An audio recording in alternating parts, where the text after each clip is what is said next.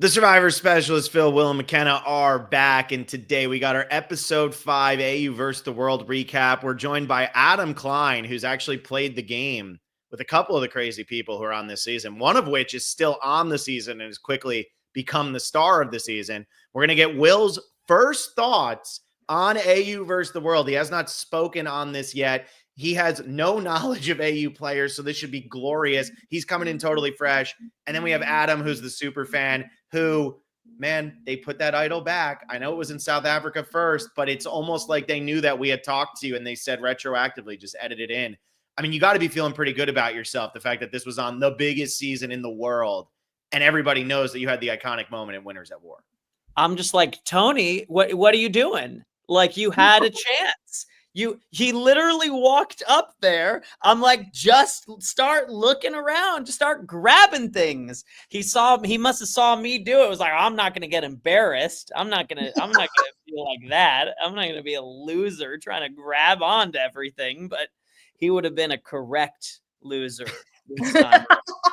not like me, an incorrect loser. Well, I feel like Parvati still had to search a little bit for it. She was like, where the heck is it? So it wasn't. Where was it? They kept showing it, but it was like, I still don't know where it was. Like in the ground. It was like under leaves. Oh, there was some like leaves or a bush. There was some set dressing obscuring it pretty well, or it wasn't just like, I can reach in and grab it.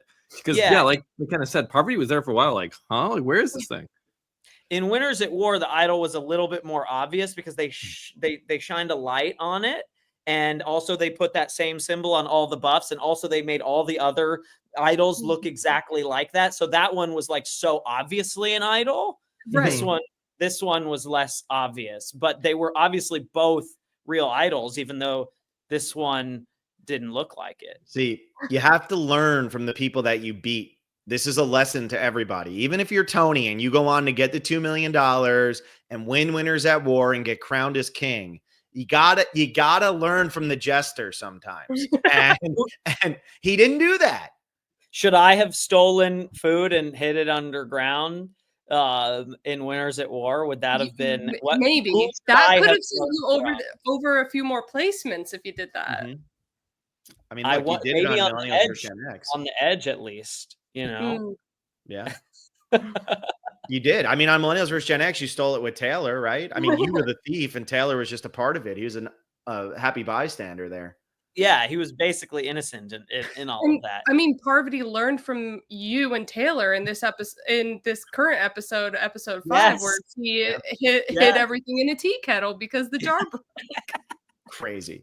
I do wonder a little bit if like Sari and Parv like talked it all about, oh, this is the thing that stupid Adam tried to do or whatever. Like, I hope they had a bit of a laugh out there about that. Was Parv at that tribal council as a jury member? I forget what they did they did bring the Edge people in to watch the tribals at that. I remember showing up to the Edge and Parv laughing at me. I mean, they were all laughing at me, but she was like, oh my God, what were you doing? I would love a secret scene where Parvati was like, man, my good buddy Adam. Mm-hmm. Yeah, I'm surprised she hasn't given you a call out yet. Well, even if she did, which I doubt she did, but even if she did, like, the show isn't going to, although they have done. Well, we got James. We have a James Clement call out in this past episode, right? Or was that 2 episodes ago? Yeah. If we get a Sue's big move call out, then that's true. Yeah, I like it. They just don't have the naming rights to you. You're too expensive to get the name drop on there. I doubt that. So maybe they're trying not to get on Jeff's bad side. There you go. Meanwhile, they put 3 of his most beloved players on their season. I don't think that's not quite as bad as associating with me. That is true. We have just doomed all of ourselves. So anyway, we have episode number 5 to recap here. We had a 4-3-3 vote. Now, we haven't heard from Will or Adam at all on this season. Will's shaking his head. Will looks like he's ready to just like explode. Will, what did you take from this 4-3-3 vote? I have to imagine that the other world players were in on this plan and it was a vote split. Although that seems very risky, right? Like, it seems when you're 5-5 heading into a merge, why do you want to risk like, and they're being so upfront with you, like, yeah, we're all going to vote Sarah. Like, what if they don't? Like, what if they just put 5 on one of you and your game's over? So, like, I'm confused why they did the vote split. Obviously, it's in case of an idol, but like, man, you leave yourself open. I would be more afraid of the Aussies lying to me than one of them playing a correct idol on whoever our target is, because it's a 1 in 5 shot. Whereas, like, you have some of the most devious. And again, I don't know the Aussie players at all. I have not seen a season of Australian Survivor. I think I saw half a season. I believe Sarah was on that one, but like, I don't really know anyone else. Seems risky, right? So I'm glad that you're saying this, because for me, the build up to this tribal council, I felt like it was going to be crazy, but I was confused as to what everybody was planning. So when it came out as 4-3-3, I immediately went over and like looked at the votes, because I watched it hours after. So I went to Wikipedia and I looked at the votes. And so Cass, Lisa, and Tommy all voted for Janine. Cirie, Kirby, Shawnee, Parv voted for Sarah. And then Cass got the Sarah, Luke, Janine votes. I don't necessarily think that Cass, Lisa, and Tommy knew what was happening here. Like, I think that they were of the belief that Cirie and Parv were going to vote with them to get Janine out of the game. And I don't know if they necessarily bought this. If they did, if this was a split, we were really left in the dark on the I disagree for 2 reasons, though.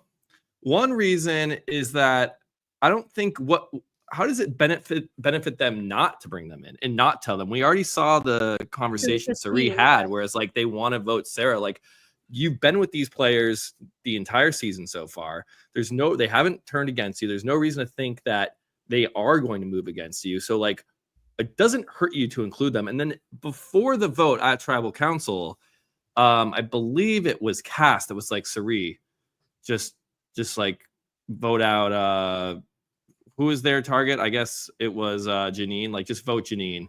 Like, they're tricking you. Like, they're playing with you. It's almost like Cass in that position was aware that they're going to split the vote and trying to convince Cirie not to, and just, hey, everyone, let's load up on Janine. That was the feeling I got. Mm-hmm.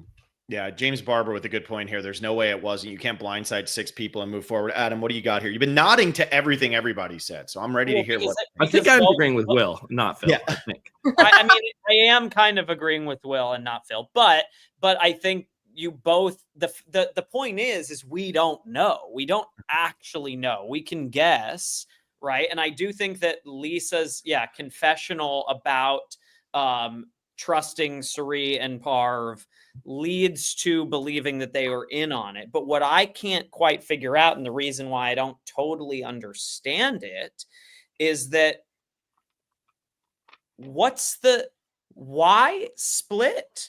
I mean, is it in the event that that Sarah has an idol? I mean, you just have to have such total trust in the first vote of the merge to pull off a 4-3-3 vote split where you have Lisa and these other international people aligning with Kirby and Shawnee as well to pull all of this off. Like, I just have, I don't know. Here's where the conspiracy theorist in me comes in a little bit, is that it just doesn't make sense from you've spent one day together to not put all 5 of those votes just on somebody like Janine or whatever. And then you could still work with Shawnee and Kirby in the next vote if you want to. Like, to me, that just makes logical sense. I was so on board with what Lisa was saying. She is super sharp. And I was like, that's what would make sense to me, unless somehow Kirby, Shawnee, Cirie, Parv, they have trust going further back. And you No, go ahead. Finish your thought. You have to keep that in mind on a season like this, where there's only 14 players. You probably have a pretty good sense of who might be out there, right? And there's relationships. And I have relationships with people that I've met in Australia and that sort of thing. You know what I mean? Like, I've met Sarah before. So, like, there are potential that maybe they talked. I mean, I'm sure Parv and David talked before they went out, for sure, right? Parv, you know, I know she would never, ever, ever in a million years ever do a pregame alliance. But come on. And so here's my point here, and then I'm gonna let McKenna get in on this because McKenna just lost her darling Sarah, who she's been waiting to watch play forever, and like #1 pick in her fantasy team and everything. No, Park was my #1. Okay. All right. Well, But Sarah had a rough go this season. I'm not gonna lie. McKenna had back-to-back picks there at the bottom, so she might say that Parv was #1, but Sarah went immediately after. Here's what my confusion is if this was a vote split. If the split is to protect against Sarah potentially having an idol, I thought a really fair argument that came from Cass, Lisa, Tommy, I'm kind of just calling them all like they're just the world players. Like they're all kind of one to me. But a really fair argument that came from them was, why would you trust Kirby? Why would you go for the name that Kirby's telling you to go for? Like Kirby could be setting you up to get an idol play. So if you're concerned that Sarah has the idol, that probably means you're also concerned that Kirby isn't with you. So if Kirby's not with you, the way these votes broke out are 4 on Sarah. Kirby was one of those votes, 3 on Janine, 3 on Cass. So if you are making it so that 3 in your alliance, Sari, Parv, Shawnee, are all voting Sarah with Kirby, and then Cass, Lisa, Tommy are voting Janine, if Kirby flips her vote to Cass, Cass goes home. So it's like you might be trying to protect with this vote split against an idol play, but in reality, if Kirby's not with you and the idol was going to be played anyway, Kirby's going to flip her vote and Cass is going to go home. There's no way to protect against it.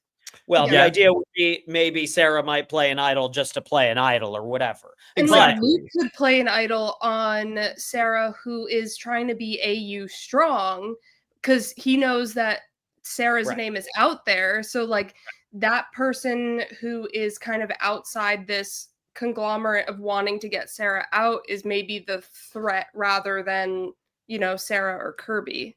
I mean, Parv has played idols like that in the past. Just to protect against it's 5 against 5 on Heroes or 5 merge vote. Yeah, we've seen that before. That's what she did. So they could have been protecting against that. But really, it by splitting up the votes of the internationals, they guaranteed that if the Australians do stick together, they lose. And if I were Lisa, I would feel uncomfortable with that too. I would be pushing back against that and be like, we're really going to trust these people that we met yesterday, which makes me think they didn't meet them yesterday. Right. Somebody in the comments said, Gregory said, Shawnee and Parv did say they've been following each other on Instagram for a while now. So, right. There so we had to be DMs back and forth or something like that. Yes. Now, I know Parv would never, ever, ever, ever, ever do that because it's the worst possible thing you could ever do. But. Yeah, they must have just been super confident that Shawnee and Kirby were like totally with them. And then at that point you have 7 votes. And so there's no reason not to split. Like, and that's why I think it's just like you are so confident. Like they were not like, are Kirby and Shawnee telling the truth? Are they setting us up? They're like, no. We've been planning this for a little bit longer than like 3 hours. Like we feel pretty good. That's what Phil and I were talking about before of like, the Sarah Kirby relationship felt too, you know, that it was dated. Like they made this plan before going on because we didn't see the real origins of like them doing the small talk and things like that. It was like already pre-done and Sarah was set in voting with Kirby when they got on the beach. Adam, did you watch Titans versus Rebels, right? I have that was Kirby's season, right? Yeah. I haven't finished it, to be honest. Okay. So I'm amazed at myself that episode 5. I mean, I agreed to come on this podcast with you guys because I would like I'll come on the first week because I always lose track. It's hard to keep up with Australian Survivor. I was like, let's come on the first week. There's 5 episodes already. Yep. I didn't realize how much homework. This was tough the last 2 days. Like, I had to watch one on a plane today. I mean, Will last week, he gets all caught up. He's all excited. He's like, I'll podcast with you Sunday morning. And I text him Sunday. I'm like, oh, did you know one aired, right? Like, you know, there's another. And he was like, no, I didn't know that. So that's I had no clue. From Will. It's too much. I mean, like, let us enjoy it. So that's I've never successfully kept up live with an Australian Survivor season. I eventually will finish watching. Is the plan here that they aired them so quickly so that it could be over by the time U.S. Survivor starts? So they care about U.S. They go up against U.S. Like to do it real fast. Yeah, Brains Brawn 2 last season was. Yeah, we were. battling. We were also battling Traitors too. The Yeah. end part of Traitors, the beginning, I think, of Survivor. Yeah, it was a lot. Yeah. So they're not I really think so they do it to concerned. screw with you guys with It podcasts. is. Well, Like, the reason I asked the Kirby thing, so I'll throw this at McKenna then, because McKenna did watch Titans versus Rebels, and I just finished Titans versus Rebels. Okay, no Kirby- spoilers, please.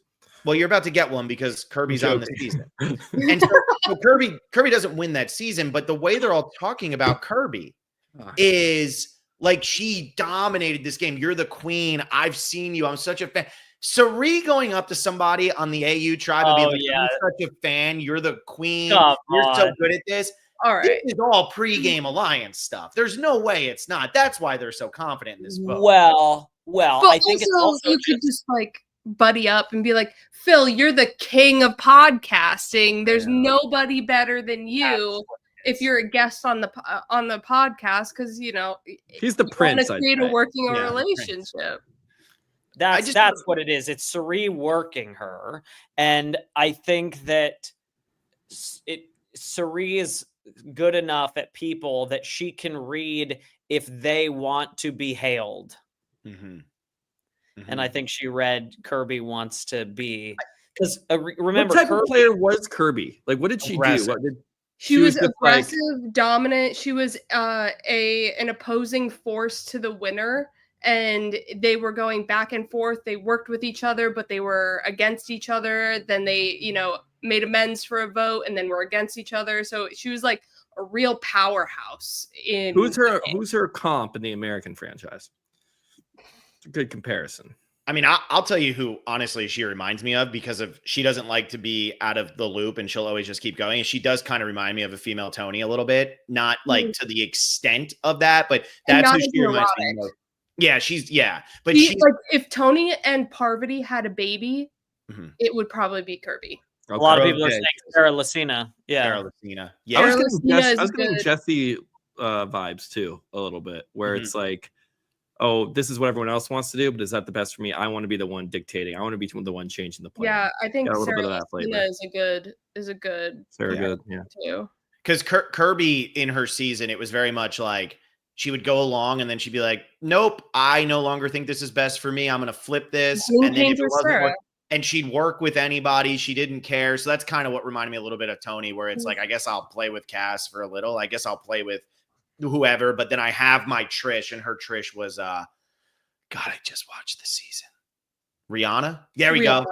Pulled that one out. All right. So that's a bad one. But so anyway, I just think it's interesting the way they're talking about her. Maybe they are just trying to hail her and stuff, but to talk about her that way and then feel that confident she's going to vote with you, to me, there's a little bit of like, hey, like, remember that text I sent you that was like, hey, you're really good at Survivor. Like, I mean, Parv said she watched Titans versus Rebels and was like, I loved your game. It was great. And I was like, so excited that you were on the season. What I want to know is, did Sarah read Kirby correctly? Because I have a lot of faith. I feel like, Sarah's a really strong player. And I think a lot of people think like, this wasn't a great season for her or whatever. But I do wonder if she read it correctly, that Kirby was already kind of coming after her and like not being a good because it's unclear on the show which came first, the chicken or the egg, right? Mm-hmm.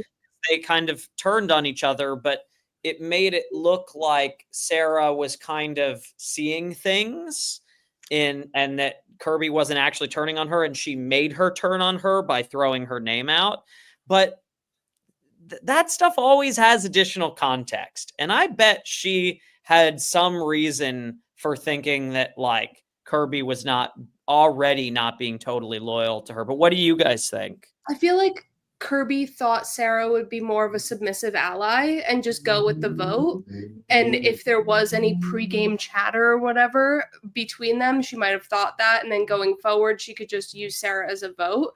But then they got onto the beach and Sarah, had a mind of her own and wanted to make her plans. And when her and Kirby weren't aligning, she was like, all right, well, I conceded for you. It's your turn, but that's not the way Kirby plays. Kirby's like, no, I'm playing my game. If you don't fit into it, then, we got to do something about that.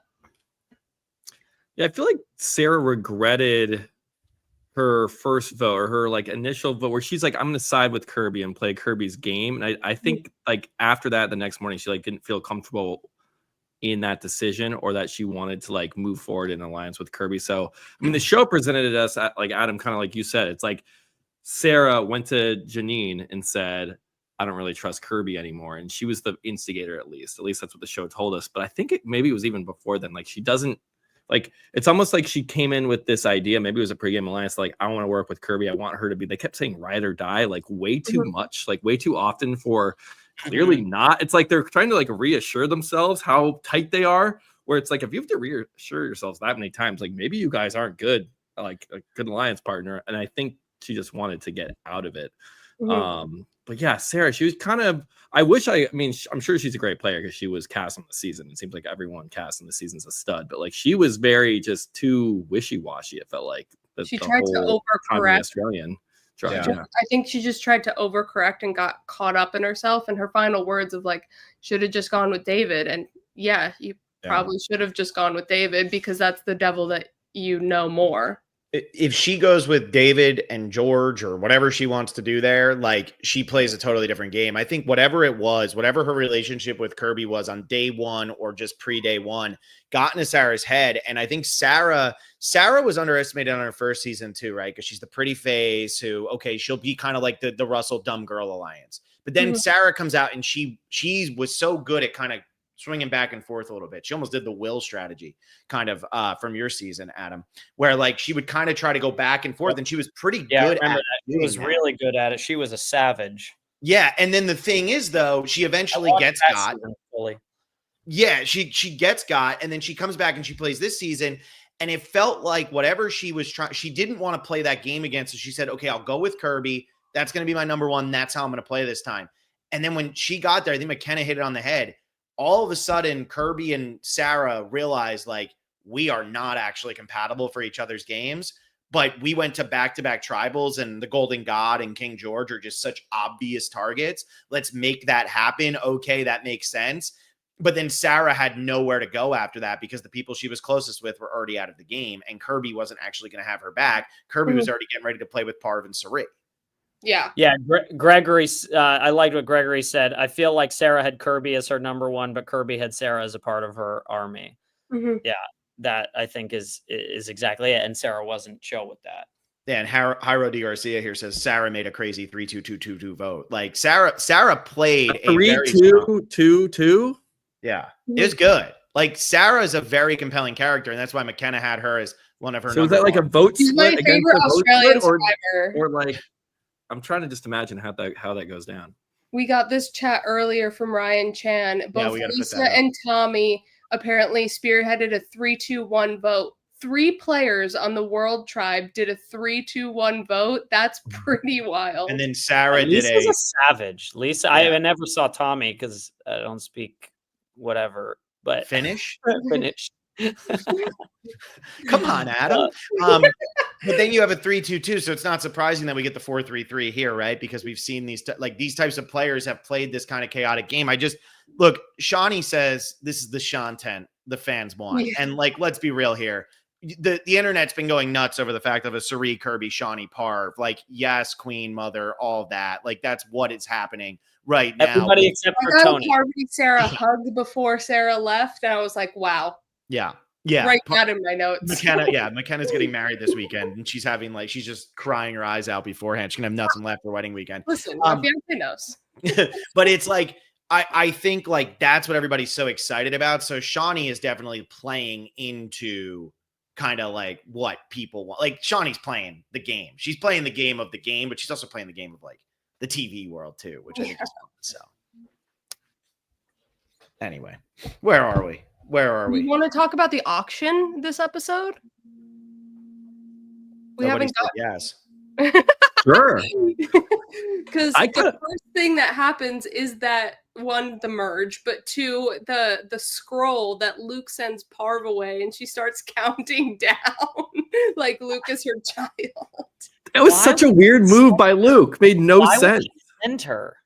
Send Tommy. He has no money. Then Yes, you're not obviously pissing anyone send off. Tommy. Tommy Yeah. is somebody who you can. He's on the other side, so you can say I sent him away because as a punishment. But then you can also talk to him and be like, "Hey, I sent you away just in case there would be some good for you." And us guys could like share it. If that was such a clear choice for But him. it's also not a punishment to send him away. It's almost Correct. a gift for him. He already has no He has money. no Wouldn't money. you rather not Exactly. watch your friends chow down in front of you when you've like And lost have a your money on chance a at random some rock draw? advantage or something.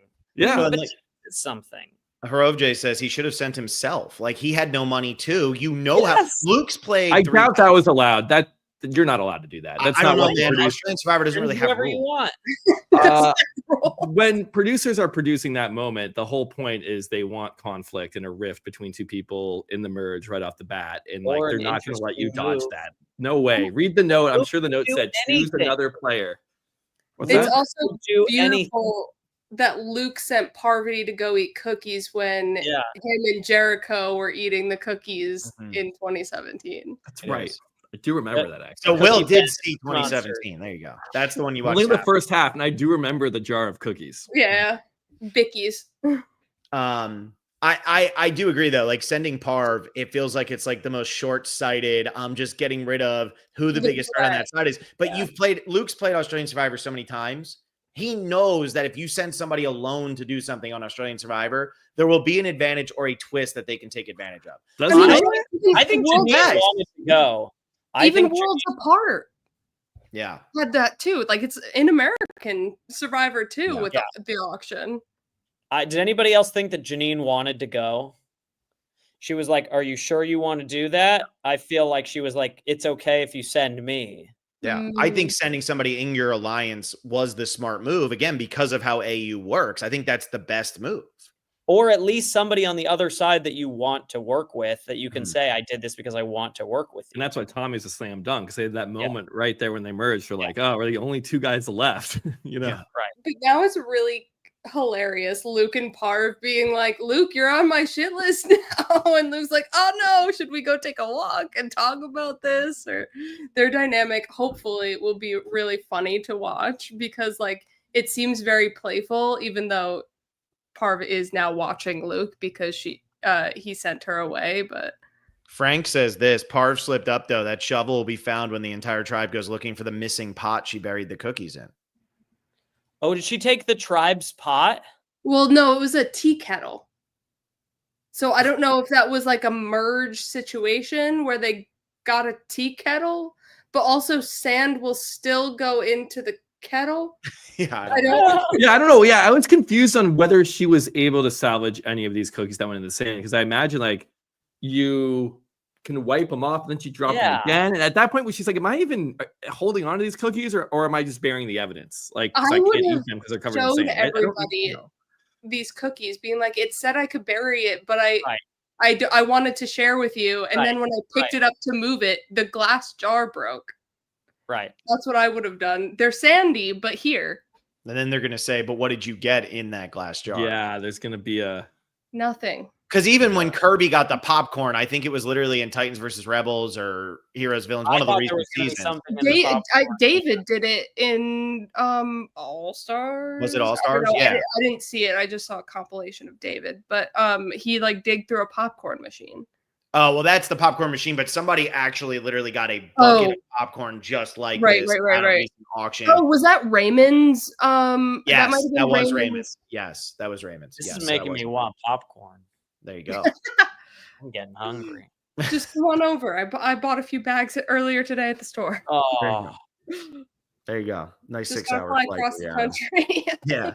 I don't. So anyway, go ahead. Will, what were you gonna say? How do we feel about knowledge power? Knowledge is power being. You're it's- pumped. I know that. I love knowledge is power. So yeah, I'm. You is do? it Why? better- Why? yeah. I've gone on rants about this. I can keep it pretty short. I think it gets a bad rap with its wording. I also think like it's kind of a corny title. Knowledge is power. Like it's like this mystical. I think it's not an overly powerful tool. I think it's like pretty well balanced, and it's a better counterbalance to an idol than the idol nullifier. I think. It's like the idol nullifier does suck. It's a go fish mechanic, which is like not. It's like a game we've all played when we were kids. Like if you can guess who has the thing, you get it. And so it makes people play in a different way. I like its positive effect on like the outside, like the other parts of your game that you have to do differently. You have to keep your idol a secret. You have to like where it is.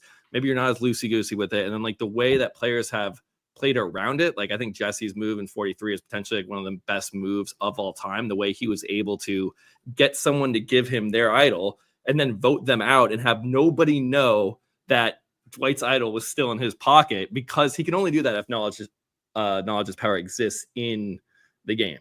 I think the wording is weird, where it's like you can't, if you ask someone if they have an idol advantage, they cannot lie. They have to be honest. It's like, yeah, that's a little poorly worded, but all in all, it's a very like simple game mechanic that I think is actually a good counter to an idol. I think part of the reason why I don't like it is that in the US version lately, the manner in which you have to get idols is often very public. And so it's just like the easiest advantage in the world to play if there's some mechanic that requires you to say a silly thing or go do a silly thing or whatever in order to like get the idol. If it's just normal idols that you find and it's easy to keep them secret, sure. But yeah, I think the initial one in season 41, maybe that's not the best, because if you don't know that it exists, then you can't really play around it. But I think if everyone knows that, hey, knowledge's power is an advantage that is, could come up in a new era season. If I get an idol, it's on me to not like make it public. Or if I do find it publicly, maybe I hide it in Phil's bag so that that knowledge's power can't be played against me. So I think it just adds adds a little bit. People like really hate on it and rip it when I think it's provided, like it's actually been very successful in the way it's been used. But even like when Liana asked Xander for it in 41, like Xander had given it away. They'd sniffed it out and they planned around it. And like, that was awesome. It wasn't unfair. Like, but if you don't tell anybody about the knowledge's power advantage, which is the right thing to do, you can't let people know you have it, which now I feel like that's people have to realize that now, right? You just can't tell anybody that you have it. Then you shouldn't, but it's Survivor. I feel like everyone always goes in, I'm not telling anybody about my advantages. And they're like, well, now that you're out here, you really have to trust one person. And they always end up doing it anyway. So we'll see. Do you think Parv is gonna be able to use this successfully? And has this been an Australian Survivor before, or are they just using this for the first time? This is new. I think the first time. So like, do the Australian players know about it? James is saying Miles in Brains vs. Brawn 2 had it? No, Miles in Brains vs. Brawn 2 was a great moment. I don't know what moment. Oh. Yeah, because I don't think that it was in that. I feel like we just watched that. Maybe I missed it. I don't know. But yeah, what's interesting about this one is it's just an idol. Like, it's not an advantage. Oh, he took Kristen's idol. That's right. But yes. I totally forgot about Kristen. So the Australian players are aware of knowledge's power and its existence within the Australian Maybe franchise. Not, because I think they filmed before that aired. I could be totally wrong on that too, but this was the most recent season. No, so they saw it because it aired February 17th to April 14th. So they saw it. Look, anybody who's wondering right now, I just binge all of the AU seasons. I can't remember what happened in which season for AU at this point because I just binged them all. But yeah, he played the idol for Paulie. I brain dumped because there's so many episodes. Love it. Anyway, so where are we going after that then? We talked about knowledge. So now Parv has an idol, knowledge's power, and Cass has an idol. Luke has an idol. We're at final one. Parvati's knowledge's power is it's only an idol. In US, it's idol or an advantage. So this is like only an idol. So she can't steal anybody else's advantage at all. She couldn't steal another knowledge's power. Right. I'm surprised that the cast didn't bring up to Parv, or we didn't see a Parv scene talking about the idol that she got from Tribal Council. So that has been kept hidden, but Cass had a confessional saying like, I don't trust Parv, but I'm world strong right now. I think they all know that she has the idol, if I had to guess. All four of them, all four of the girls. Okay. Yeah. I think yeah. I just think it's weird that they don't bring that up. There's like no continuity with that. I feel like we should have seen that. I mean, potentially Tommy might even know, because like it seems like Lisa and Cass have really been like. Cass said, "I have a great relationship." Tommy is like our real alliance, and like we're with Parv and Suri as this girls thing, and we want to be world strong. But like I think Tommy is higher up on their pecking order. Like they're going to turn on. This is why I think Lisa has been playing such a good game, and Cass too. Like they were not going to let Tommy go there. No. I do think even if Tony didn't say anything, they were going to get their way. Oh, yeah. Tony was so screwed. Did you guys talk about this already? Now, so I don't have to. Come on. I just mean like in every possible way, because like the starting tribe itself is like the worst makeup. There's a gender imbalance that he's in the minority of. There's a world versus America imbalance that he's in the minority of. And then they do this insane challenge that should have been for immunity, because only one tribe had to vote someone out. And then they do a random rock draw for who makes fire. Like it was just bad. He got like the wrong end of the stick, like every step of the way. And he got cast with Suri and Parv, who are obviously very tightly connected. And Parv and Tony, not so much. I mean, they didn't really ever play. They were never on the same tribe in Winners at War. And then Parv got voted out pre-merge. And then she didn't vote for him to win. So, you know. Suri and Tony weren't on the same beach in Game Changers either. Well, she wasn't on Game Changers. Oh, Suri and Tony. Suri and Tony weren't on the same beach. Yeah. We're not on the same beach. We're not. Yeah. So he doesn't really have much, you know. Can I ask outside of the game connection? Let me get Will and Adam's opinion real quick here, McKenna, just so that I don't have to be the bad guy. Maybe you guys will disagree. What do you think about the 8 women, 6 men start when Suri and Parv are also on a starting tribe with 4 women to 3 men? What do you think about that? I think we were meant to have the season that we're having, sort of, right? I think that the starting vote on the world tribe was a prisoner's dilemma. Mm-hmm. Whoever is the last one to flip is going to be the one voted out, because I think they knew, look, when you're getting interviewed for a season like this, they know who you want to work with, right? There's no way they didn't know that Lisa was going to want to work with the Americans. I think that was a given to them. So it's like, let's set up a tribe that looks like the Americans are in the minority, but they're not actually really, right? Because it's going to look like, oh, wow, how did they survive when they were in the minority? Lisa was always going to vote with them, I think. And so if Lisa's always going to vote with them and you're the other world people, you need to flip as quickly as you can as well. And whoever's going to be the one saying world strong, that's going to be the person going home first, I think. And on the other side, I actually think that it was set up to be the opposite of what happened. That I agree with. I think the producers set it up so that David could not be the first person voted off of that tribe.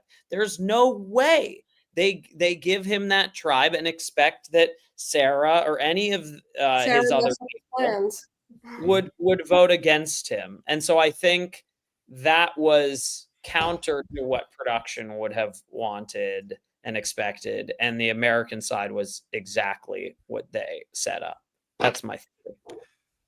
Yeah, I just like, and I'm sure you've mentioned this so far on your other recaps here, but it's like, why do a 7-person tribe to start at all? Like, there's a reason we've never seen that once in 49 and now 50 seasons of the American version. Like, it just makes no sense. And then, Phil, I'm like, there was a gender imbalance, and it does feel like it was kind of like, again, with Tony's my favorite player of all time, like number 1. Like, I love Tony. Cagino Tony is my favorite Survivor player ever. So to see him get in, it's double screwing, because it's then you had 4 people in the world and then 3 Americans. So it's like, I don't know. I don't love the set. Like, why couldn't we have gotten 16 players and do 8 on 8? Like, would that have been that hard? I don't know. And not to knock Tony, but why couldn't we have gotten a spy submarine? Is that hard? Yeah, Like, seriously. Yeah. you know, I told him the idea. Even on, it's like you take a little piece of bamboo, okay, so you can breathe, you can hear, you can go back and forth. You go under the water, a little bamboo just sticking up right It's above. the scary thing of the brown fish that might fly by. So Yeah. like. The problem is with it, Adam, even if he did that, he still had no chance on this starting I try. think He was I'm looking for a still comment. screwed. There was a comment in here that went by, and it was like Tony said he didn't do any spying or build any spy shacks or nests or taking it to the sky because it was so obvious where he stood that he didn't even need to spy. It was Yeah. like, oh, I'm screwed. Yeah. So it's like, oh, I can go spy. What am I gonna? He's not gonna learn anything new. He could tell immediately that he was like not in the majority on his tribe. I just for the lulz, then you gotta go for the spy submarine. I agree. He did enough lulls with the shoe idol. He went out swinging. I've talked a lot about the format of the game, and a lot of comments have been very critical of me being critical of the format, saying, why can't you just be happy with what you have? And I'm like, why can't you just be happy with what I have on this podcast? You know, Yeah. It's like we want to be critical of what we want to be critical of, because that's not what we want to hear. That's not what we want to see. Like critiquing, I don't have a problem with critiquing, but like, you know, somebody yesterday was like, you're an ass. And I'm like, well, that's not critiquing. That's just being mean. It's like, when I watch this, I have so many problems with the format, but I agree with you, Adam, that on the other side, I think they were trying to protect David a little bit because David had so many connections with so many people from either seasons or outside of the game. Obviously, him and Sarah modeling together, all of that. But on this American side, like I know so many people right now are like, Parvati's playing great. And I said yesterday, Parvati's doing everything exactly how she should. She was dealt a hand of cards. She was dealt pocket aces, and she's killing it with pocket aces, right? Like she's doing exactly what she's supposed to. But if you're dealt 2-7 offsuit like Tony, I'm not going to be like, well, you're a shit player. You're worse than the person who got pocket aces. Like Tony couldn't fold here. He tried to fold. He tried to do nothing like he normally does, and he still couldn't do anything about it. So that's just where my complaint comes. Look, we're down to final 9. Parv and Sari seem like they are absolutely golden. The fans have gotten what they wanted with Shawnee in there, with Kirby in there. I'm going to be honest with you. I think the producers got what they wanted with a 4-person alliance of Sari, Kirby, Shawnee, and Parv. That is the ultimate. That's like Mother-geddon happening right here. We just needed that 5th of Sarah, and then it would have been the perfect alliance. Mother-geddon. Sarah screwed it up. But that's what they wanted. Like, honestly, that's the alliance that they were praying for when the season was developed. And so it's like, okay, like that's what you got. But I'm just going to sit here and be like, okay, it feels a lot of people have been comparing it. This feels like the Olympics rather than the NBA championship. It's like you go through the whole season, you win the NBA championship, but then you come and you play the Olympics where it seems like a bigger deal, but it not necessarily is. You still get your gold medal, but it feels harder to win like an actual ring. So I've made that my personality a little bit over the last couple of days. So yeah. Asshole. You disagree, Adam? Yeah, see, Adam, Adam, you're here. You're a winner. Asshole. You get a lot of shit for your first win on Millennials vs. Gen X. You should have lost. You shouldn't have gotten 10-0. Like, how do you feel about this? Oh, like, you're in the same Tell me position as more. Tell me more. Yeah. I think Let's hear it. Let's hear a defense of the 7-person starting tribes with I don't think 4 it's women, that 3 men bad on a both 7-person starting tribe. I just think the makeup of those tribes was a little maybe heavy-handed. But I don't think that 7-person tribes in and of themselves is like inherently bad. What if they're both 4 women, 3 men? I don't think that's that bad either. I think it depends on who they are, right? Right. Okay. So Lisa, it's the Lisa of it all. Widow Brigade, yeah, and you give them Lisa, then yeah, it's a little obvious what's going to happen. If it was 7 random US players, like it might not turn out that way. Yeah, right. I think it's the context. If it was Sarah Lacina instead of Parv, it's a totally different story. Now listen.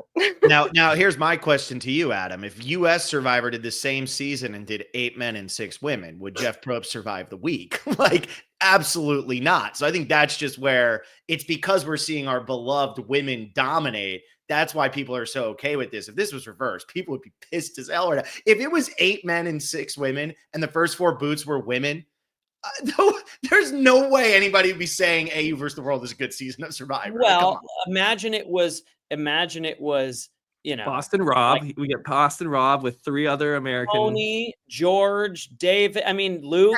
If they had a 4-person alliance, like, I think people would still be happy. You haven't been on the internet in a while, have you? Meme view, Adam Klein, more like Adam Fine. There you go. Hell yeah. New profile. I got a haircut 2 days ago.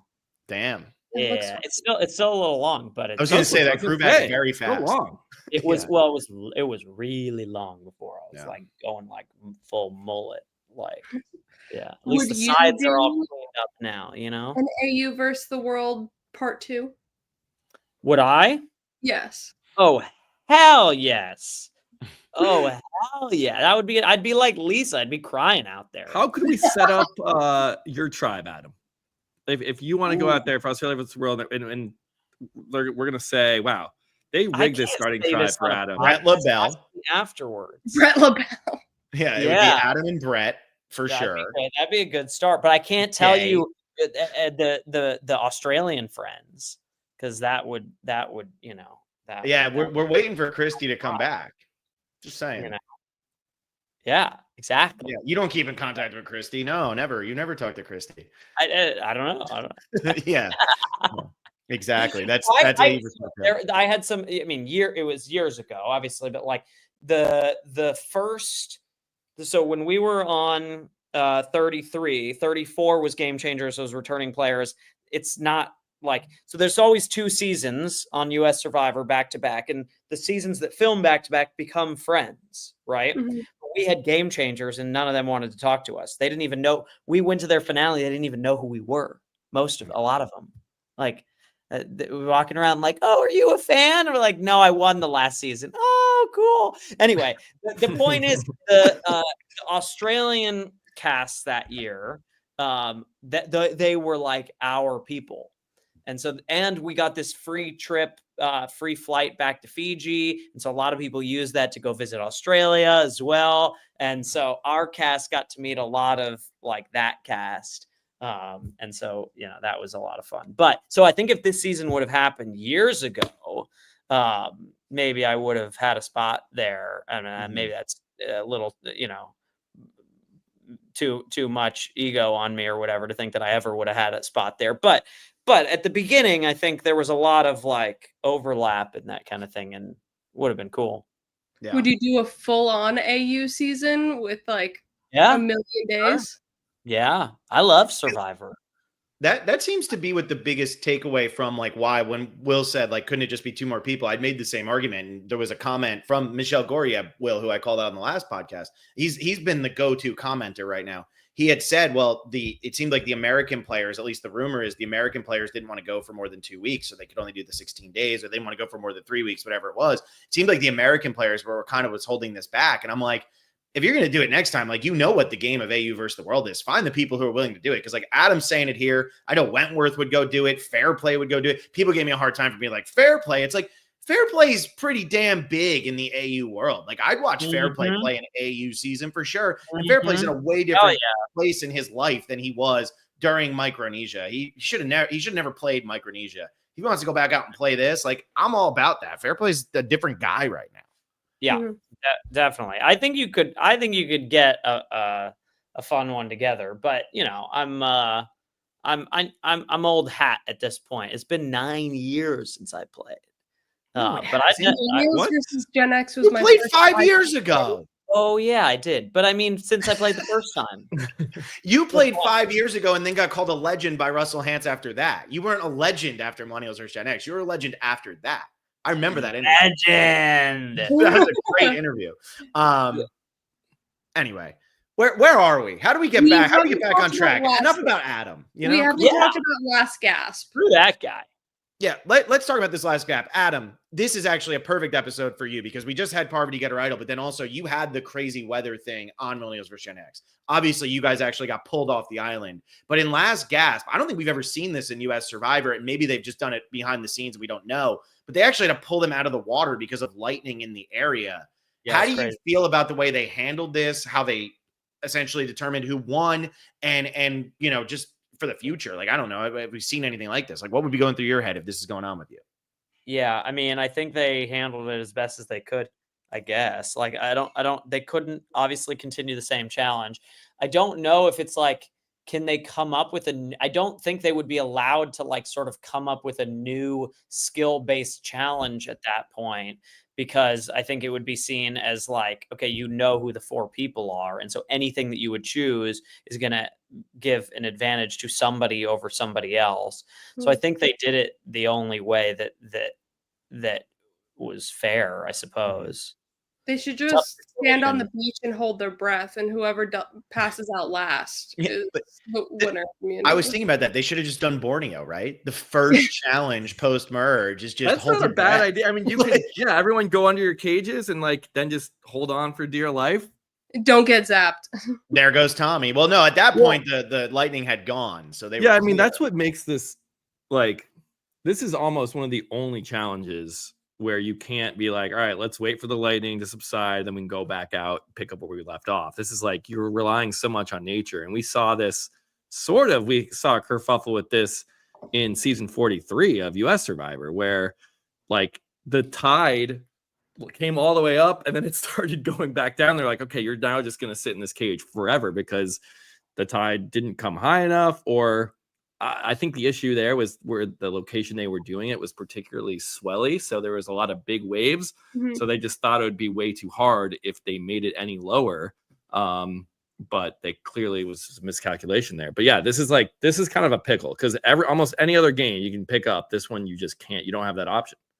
And I feel like drawing the rocks, like when it was either you all agree to draw rocks or nobody does it. It's like that's a situation where it's like if it's 3-1 and you're obviously going to vote one of them out, I doubt they all agree to do it. But I like that they just drew rocks in this scenario. Tommy gets it. It really doesn't have an impact on the vote at all. Like Sarah was going home no matter what. Sarah's not even a part of the conversation that's taking place there. So it's like, is it the best, most exciting thing? No, but Tommy gets his immunity. He gets the right rock for the first time in 3 tries, and good for Tommy. Yeah, it was interesting that this was leading up to be a 5-5 split. And obviously, if you're on the side that has somebody that's immune, that's a huge advantage in a rock draw. And so if it was like, 5 people and I'm the only one from my side that's there, I would say, no, we're not going to draw a rock. I don't want anybody to be immune because most likely it's going to be one of you guys. And that puts my side at a disadvantage. Yeah. So there are some scenarios for sure, I think, where they don't agree. I also think, though, even though it was setting up as a 5-5, I think the players were a little nervous to make the first move in this moment, right? Like, do you really want to make the decision kind of for your group of 5 and say, no, nobody gets an immunity? Now you're the person who said that. Like, that's a tough spot to be in because it did feel like even though it's being set up as a 5-5, there's wiggle room here. Luke and Janine and Sarah might not have realized how much wiggle room there was, but there was wiggle room here. Right. So, okay. Where do we think this is going now? So we're down. The world has a 5-4 advantage. Shawnee, Sari, Kirby, and Par feel like they're an actual alliance of 4. Cass, Lisa, and Tommy stuck together. Luke and Janine are now wild cards with an idol in their pocket. How do we see this season continuing now that we kind of have seen like how the merge is going to work? I mean, I think Kirby and Shawnee's options are way limited now because of this move. Like I just don't know. I think Luke was right. Like, is now really the time to do this? I think if you knock off one of the world players, then you're in a much better spot. They must now rely on this. Gives Sari and Parv sort of a ton of power. And leaves all of the Australian players a little bit like needing to rely on others in order to move forward.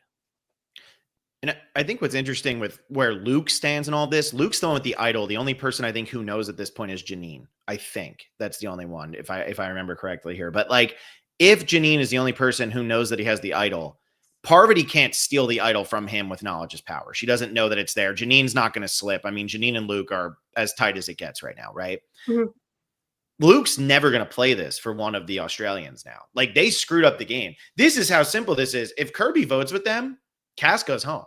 And this game is totally different. Like, Cass is gone. They have a 5-4 advantage. Sari and Parv, yeah, they have advantages and they can use those and move around with it. But like, that's it. And RZ says Luke didn't tell anyone. That's right, because he did make a point of that. That's a good point. So, but like, you have no loyalty to the Australians there. So while it feels like Kirby and Shawnee made a move that put them into the alliance that got the vote correct here, kind of feels like a Karamoan type situation where it's like, well, we're an alliance of 4. Okay, but there's 10 people on your tribe. Right now, it's an alliance of 4, but there's 5 people. And Cass, Lisa, and Tommy, they have no loyalty to Kirby and Shawnee. They have loyalty to Parv and Sari. So Kirby and Shawnee are drawing a little dead here if it goes the way I think it will. Wait, are you suggesting that Cass Cass Kirby and and Shawnee are going next. or that Cass, Lisa, and Tommy are going to join up with Luke and Janine? I think that because they just wrote Cass's name down, so like I could see Cass being like, I don't want to work with those. But I mean, that's why a split vote is always so good. I think for me, it's not so much that I see them necessarily working with Luke and Janine. I think that they have options, though. And what I'm saying is, right now, Sari and Parv, if they want to play with Kirby and Shawnee, you have a 4-person alliance. Luke and Janine have no real interest probably in being in that right now, because they were just blindsided in this moment. So you have a 4-person alliance. If you want to get a 5-person alliance, you need Cass, Lisa, and Tommy. And Cass, Lisa, and Tommy have no allegiance to Kirby and Shawnee. So they might come out and say, I'll play with you again. You kind of maybe, I don't know if you left this out or whatever, but like, we want to see that your loyalty is still with us. Let's get rid of a Kirby or a Shawnee. That doesn't mean that that's going to happen tomorrow. It could still be Janine or Luke, but I'm just saying that Lisa, Cass, and Tommy have no allegiance to Kirby and Shawnee. So Kirby and Shawnee were in the majority this time, but they're in the minority of the 9. They're the 4.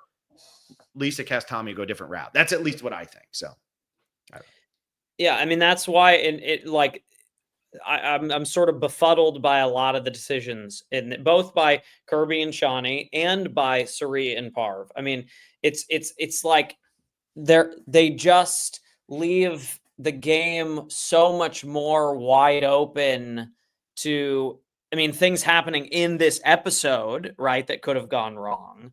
Yeah. And especially for Kirby and Shawnee, things going wrong in the future. Because now this is why I have to think they must have had some sort of pregame alliance or something, because both sides have to fully trust that they're together, not only on this vote, but on future votes as well, because either pairing could screw over the other one tonight and in the future. yeah. Mhm. Well, what do you think? A ton of trust. A ton of trust. Yeah. It is a lot of trust. I also wonder though, like how long, like even if Sari and Parv played this exactly right and they knew it was going to happen, and like they're set and they have the power now. Parv's got an idol and the knowledge is power. Like I don't see Parv and Sari like being like, let's go to the final 3 together. Like I feel like they're going to turn on each other at some point, and potentially you could see that on the other side with Shawnee and Kirby. Like does Shawnee want to sit at the end with Kirby? We haven't really seen them. I guess they've been somewhat close, but I haven't gotten that vibe from Shawnee. So like, to me, I think this was like a fun, like what she calls it, Sean tent or whatever. Like, let's get us girls together. Let's make this happen. But we also have like 4 badass women Survivor players that want to win. And like this, I don't see this like lasting all that long, I guess is what I'm saying. I think at some point, like one of these 4 is going to turn on this group. Here's my counterpoint to this, and McKenna, I don't know if maybe this is what you were thinking too. Let's say you were like about to go there, but like Cass and Lisa, nobody really knows who they are in the Survivor world, right? Like you had to have really sought out their seasons to know their game. If you were to ask people like who are the icons, like the female icons of Survivor, like Shawnee is the Australian Survivor female icon.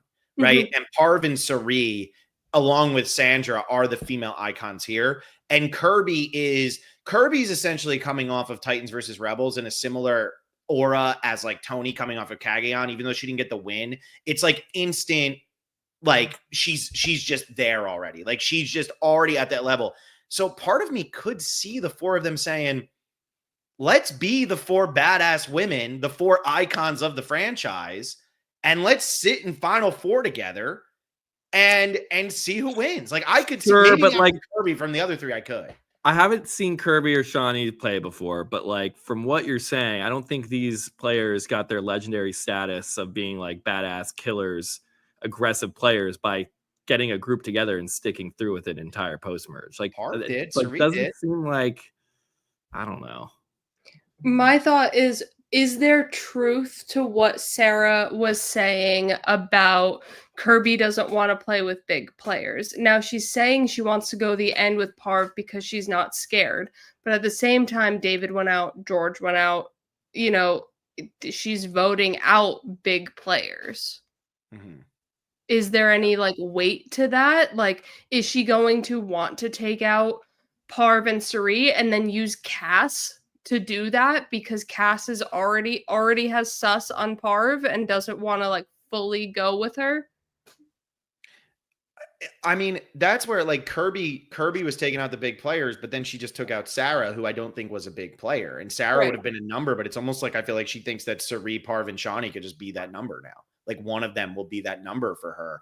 I don't know. I mean, Sarah was definitely no longer that number for her. Mhm. Yeah, exactly. Yeah. So they were, I mean, they were oil and vinegar on day one, and they were just somehow like, no, we're going to make this work. It's like, no, you're really not going to make this work. This is But never oil going and vinegar makes a great dressing. It was like me and Ben trying to work together on Winners at War. Great in theory before the game started. Wait, you knew Ben before the game started? Adam, Yeah, I thought everything started on 40. Nope.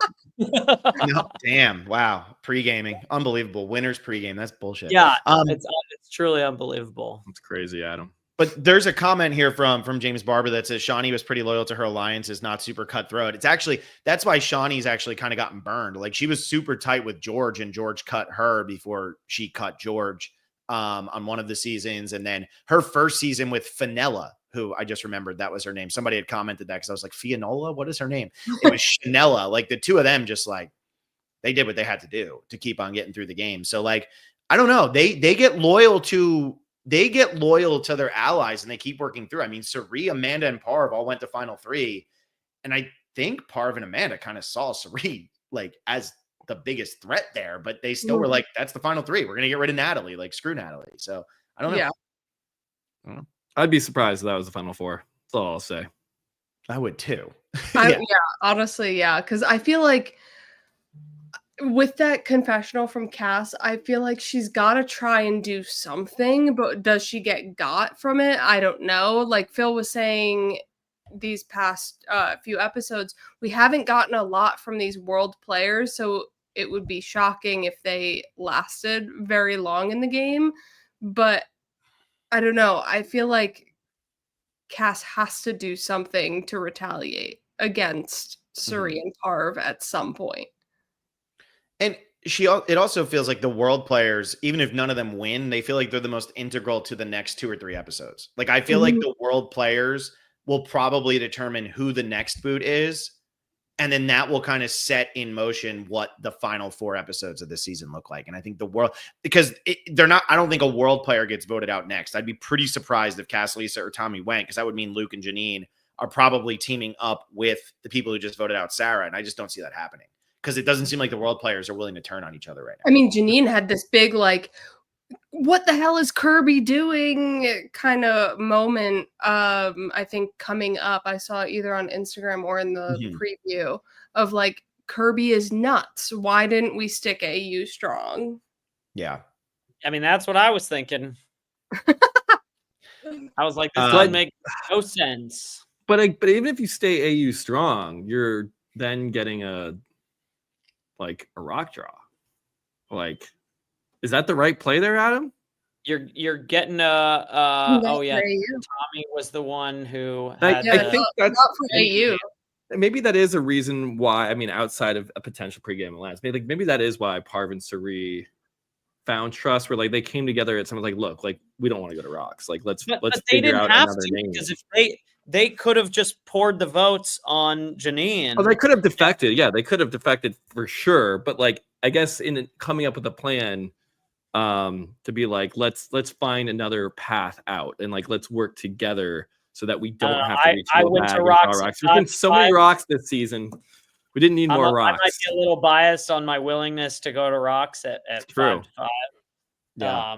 Sometimes you got to go for it, and I think that they're now all the Aussies are in a really bad spot, I think. Well, and the other thing I'll say is, yeah, in theory it would be a rock draw, but clearly Kirby and Shawnee had done enough to convince Parv and Sari that they were totally on board. So if Kirby was that good that they were all convinced, Kirby just has to flip her vote to Cass, and Cass goes home, and now you have a 5-4 advantage. Right, but then you've lost now the trust of, like, But you're have going to burn a bridge with Sari and Parv, who it's very, I mean, clearly she wants that to was work. their that was their thing too. Is like, now we burn the bridge with Kirby and Shawnee if we just vote for Janine. So it was like, what do we do? Do we burn the world? Do we burn AU?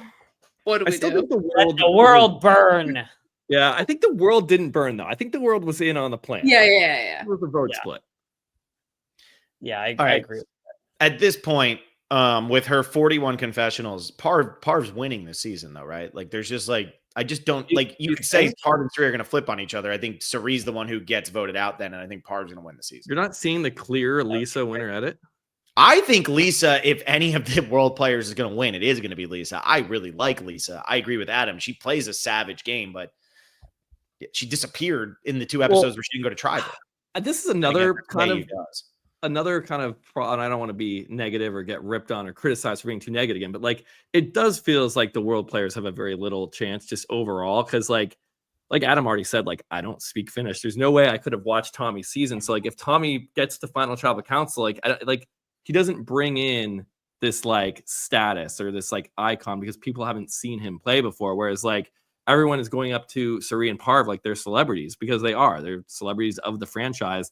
And if either of them are sitting there, it's almost like they get some bonus points for their clout that they had coming into a season. So like maybe if people have seen Lisa's season, because at least her season was in English, but like it feels like some of the other players like Cass and Tommy, like how are they going to commit? I mean, they'd have to play that's really why they want to stick tremendous together. game.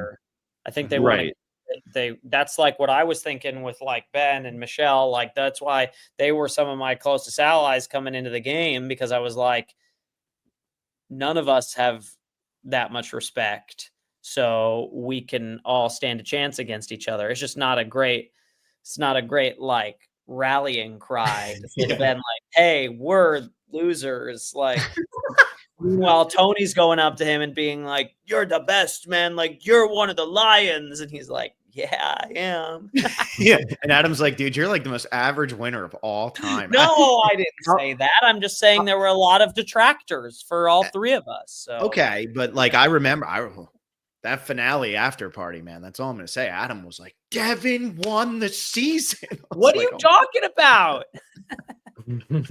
Yeah, Will remembers. I remember that. Yeah, Adam was hot that night over fire, which I'm assuming you voted for fire. Nothing against Ben. It was just the fire. But then I became very close friends with Ben. But then didn't work out. I don't know. Like AU has had some hidden winners in the past. But Liz, recently, like in the King George season, like King George has all the confessionals on that season, and then the winner of the season is much quieter.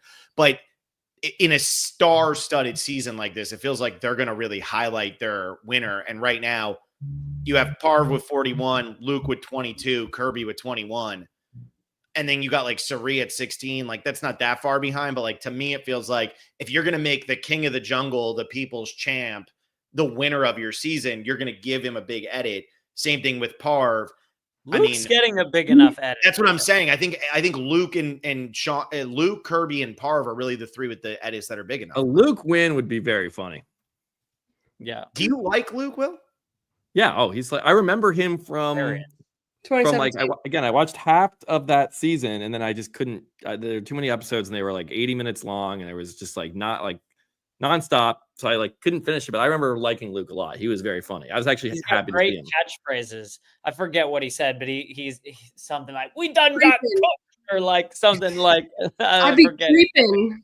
I feel like I remember him being a little bit more funny on the 2017. Like I don't know if he's really hit his peak yet this season. I hope not.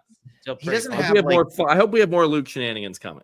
to me, Luke is one of those guys who's like, he when he's with the boys, he just gets into nonsense, and he doesn't have that ability on this season because George and David are gone. So now he's with Janine. When he was playing with Jericho, like him and Jericho eating the cookies is one of my favorite scenes of all time. Like it really is. The way he plays with David is very funny. Like Luke is great TV, but he is playing with a different group of people than he normally plays with. Like if him and Tony got together, that would have been just incredible TV. Incredible TV. Which is why I think the season should have started at the merge. But anyway. We do have 3 idols in the game and Suri. Mm-hmm. Oh no! 5? Yeah. Anybody? Oh my god! If that happens again, I'm not even going to turn 50 on because I don't want to know how Suri goes out if she goes out in some nonsense way this season too. Like I mean, Suri can't be just normally voted out, right? Like this is not like. That would be so Is this the season she gets normally voted out? The way it's going, no. Don't put that into the universe. Yeah, but if she gets advantaged out, I don't like that. No What if thanks. she's final tribal council loser? I haven't seen that version yet. So I did say this in the last podcast. I said Suri and Parvati are 2 people that if they sit at the end, they win no matter who else they sit against. But who do you think wins between Suri and Parvati if those 2 sit at the end together? Feels like as of now, Parv. Mm-hmm. But In terms I of would think Suri. Yeah, I would think Suri too. I think people would want to like crown the greatest to never win. I can't imagine ever a scenario where Suri makes it to the end with anybody and doesn't win. Yeah, no, I know Any- that's it would be, but they would just be insane. It'd be adding a new way for her to not become the champion of the season. Wouldn't be game based. It would be like journey story arc based, and not like for the specific game. Even though she is playing a good game, but it's like it's almost like she finally did it. It's like when they gave Leo the best actor for The Revenant, when like he has had like probably double-digit better performances, but they're like, Leo, you haven't won it yet, so it's your turn to win. Maybe, yeah. Suri's on 50. I forgot about that. That's wild. When did they film these? This was filmed. So actually, people corrected me early on when I had said that they had seen The Knowledge is Power for Miles. They didn't. This filmed 2 weeks after Brains vs. Brawn 2, so it filmed last summer. Mm-hmm. Oh, it's been in the can for a while. Whole like year before 50. It filmed and was announced like way before Brains versus Brawn 2. It was like projected as Australia versus US and then changed to AU versus the world. It's September 20th to October 4th. They knew Suri had played this. Yeah. Right. Yeah. Because she had done September 20th to October 4th was when it filmed. So, I mean, almost a year ago. Yeah. Wow. It's crazy that we're going to get to see 2 seasons of Suri this year. Or next, I guess it'll be next year, but that's fun. Yeah. Anything else? Are we good? I mean, McKenna and I are back tomorrow at 3 p.m. I don't know, Will, are you back tomorrow? There's more? There's more. PM noon Eastern? your time. Noon your time. I think I can make that work. When is the new like 8:30 a.m. Eastern is like when it drops? Or yeah, Adam, you watched it this morning at like 9. What time? I texted you at like 5 a.m. your time, and it was available. So yeah. All right, so I gotta wake up at 5 a.m. to watch. No, but I mean, if you're trying to do noon your time, you can get up at like 11. Will, I mean, college is over, man. It's time. College is never over. Frat. It's a you see Tuesday, the backwards that he's still in it. The beer is just off camera. We're so we're gonna be doing that tomorrow, 3 p.m. Eastern time. So that'll be our next AU versus the world episode. And then Wednesday night at 6:30 Eastern time, Will, myself, and Blake are going to do the fantasy draft for 49 because we have that cast out. And then I disappear for a long time and everybody else takes over the channel. And I'm going to come back and it better look like the end of the Lion King. And I'm not talking about when Scar's in control. I'm talking about when Simba takes back over. I need that. We're going to switch up. We're going to switch up all the logos. It's going to be the specialist without Phil. Yeah. And just seize control of the channel. Somebody's going to delete the entire YouTube channel and somehow we're never going to get back in. Anyway, become a patron, patreon.com/specialist. We're doing Redemption Island right now, Adam, for Every Season Matters. I think that's a personal favorite of yours, right? It's a great, really dynamic season. Lots of interesting things happen.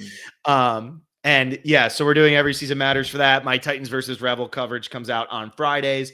We got rock draws. We got casting perspective. We're doing all that fun stuff. Adam, what are you up to now? I heard the Traders might be doing a newbie season. Anything going on with them? Yeah, Traders is casting. Squid Game is casting. Survivor, of course, is casting. Those are probably the big ones right now. And I'm busy. If you want to work with me this cycle, get in now. Book it for a few weeks from now because pretty booked up. So I'm starting to lose my voice, but it's good. I'm staying busy. So it's a lot of talking. The work I did, casting sessions stuff, is a lot of.